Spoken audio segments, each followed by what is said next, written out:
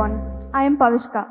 And before I begin my speech, I just want to make sure that we all want to change, grow, or heal certain parts of us, don't we? But the people who actually tried know that it seems nearly impossible for us to do. I mean, we all expect a life-changing event to occur that changes our entire perspective of the world and gives us new qualities to go on with the day, like a system update in a mobile phone. And of course, if it were in the movie, a villain who does cold-blooded murder could change into a charity worker just because the day before a child advised him to do so. But in real life, that's not really possible. Life instead goes on and on in the same routine. I would know because I'm an 11th grader whose life mainly revolves around home, school, and tuition, over and over again in the same cycle. But at times like this, it's really funny to think about the world's biggest problems. I mean, when someone mentions the very thought of deforestation or climate change, you start to think, I can't save myself. How am I going to save the world around me?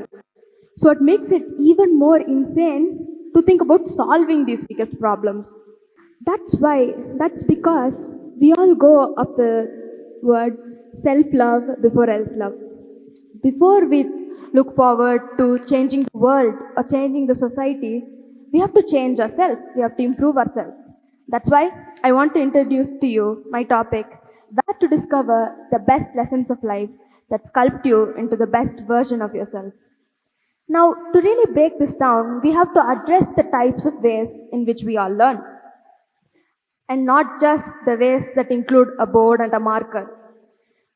The first one that I want to talk about is our own mind's influence.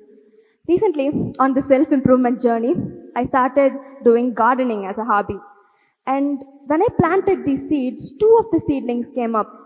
The first one that came up had its seed cover still on it, but the second one that came up was flourishing with its green leaves open. Now, that's not the order in which life works in my mind. So what I did was I removed the seed cover of the first seedling, hoping it would help it come out of its struggles. But unfortunately, the next day, the seedling died. Because what I actually did was rush a faster pace on life, especially in nature, where it's impossible for us to do. And coincidentally, the same thing I was doing with my very own life, where I was trying to rush in accomplishments and goals. But it was totally out of my depth to do so. You could say that this is a message from the universe, or the world is answering to my questions with this event. But that's not really it. I would blame this on a simple theory called selective perception, where our understanding of events that are happening around us are based on our previous knowledge and what we actually expect to see from that event. And it's based on our cognitive and motivational factors. Now let's put this into simpler words and take Sir Isaac Newton as an example. When an apple fell on his head, he could have used it as an inspiration to create a better apple pie recipe. Or he could have used it as an inspiration to create and understood its impact to create a better war weapon. But no, he didn't. What he actually did was he developed a theory based on physics and gravity. Because all his motivational factors and every event that occurred near him reminded him of physics.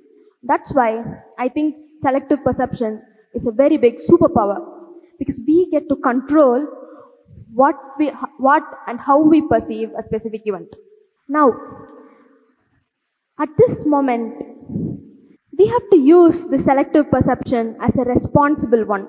We have to put our self-improvement, we have to use it to prioritize self-improvement and gaining of knowledge and qualities that make us a better person. But these knowledge and qualities that we gain are only permanent in specific situations. And for me, there have always been situations in which I'm put under a responsibility and on a spot. So I have to develop certain qualities in order to survive in that environment. And that brings us to a second way of learning, which is learning from how the world actually works, because it's full of unpredictable events. Now, on January 5th, 2022, I bought my first animal companion. Every child's dream, right? But you could think that it's an animal that walks on the floor, like a dog or a cat. But the animal that I actually bought was a bird. So the responsibility that we held, we thought it was as small as his size, but it was much more bigger than that because this animal can fly. And we had to develop certain qualities such as patience and understanding every single noise or movement in our surroundings, and even faster reflexes in order to help him survive in this case and provide him a better quality of life. And that was my pushing force in order to learn these qualities. So our brain's capacity to adapt to these changing circumstances is really fascinating because we get to learn every new skill required to tackle the changing environmental demand. And subconsciously, we can learn that. And speaking about environmental demands, as we are social creatures ourselves, most of our environmental demands depend on the people we surround ourselves with. That's why the third power of learning includes the people, the influence from the people around us. Most of our learning is from observational and imitational behavior. Like a child learns from imitating their parents. His or her parent perform an action, and the child decides whether to do it or not. And of course, what people say influences us. But we get to decide whether it's right or wrong. And we get to decide the type of influence that we have around us. And that straightly directs to the type of people we have around us. So recently, when I was doing my photography project, I had to learn about life experiences of every single street vendor and understand it to include their true and raw emotions into my photograph. So one specific person that I was very excited to meet was a bookseller outside of a college. And I was really excited to meet him because he has been doing that job ever since my parents were of my age. And that's quite a long time. No offense to my parents though. But job that they did, I would call it more of a service because what they actually did was he sold second-hand books to underprivileged children who can't afford these new and freshly printed books. So what could have caused the impact in them to do a job like this with such commitment and persistence?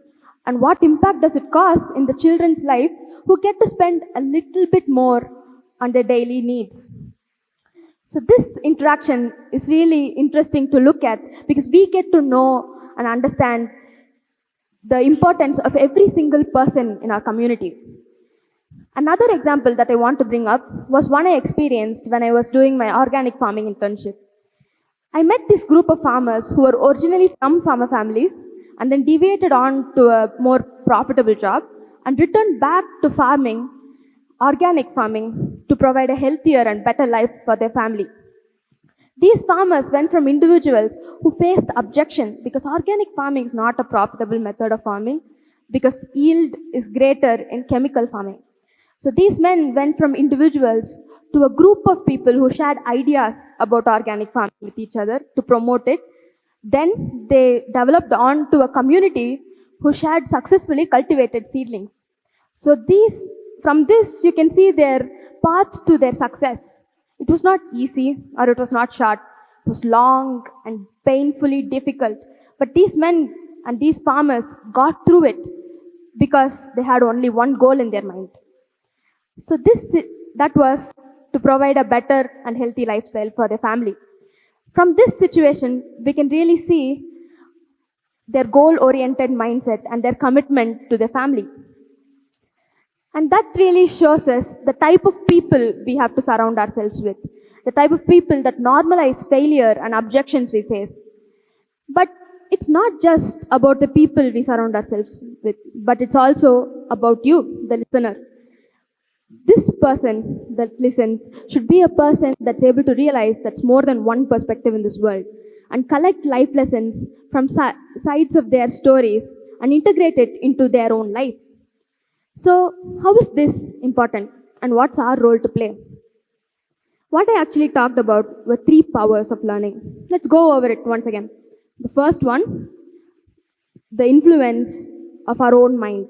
The second one, the influence from how the world actually works, from its unpredictable behavior. And the third power of learning was our own minds and the people around us influence.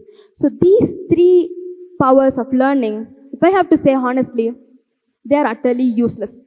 They are of no absolute value unless and until you realize how they influence you. We don't wake up one day and pack our bags to go and say, I'm going to learn some life lessons today. But instead, we discover these life lessons when we realize the purpose of everyday life experiences, even in a routine life. And I want to take the street vendor situation for an example. When I went in for a life experience in order to improve my skills on photography and learn more about it. But these three powers of learning helped me take a step further and explore to realize this street vendor's path to his purpose and integrate his own methods of such as commitment and persistence into my own lifestyle. And you know what? This moment of realization and implementation is the very form of discovery of life lessons. And that's exactly where you find a life lesson.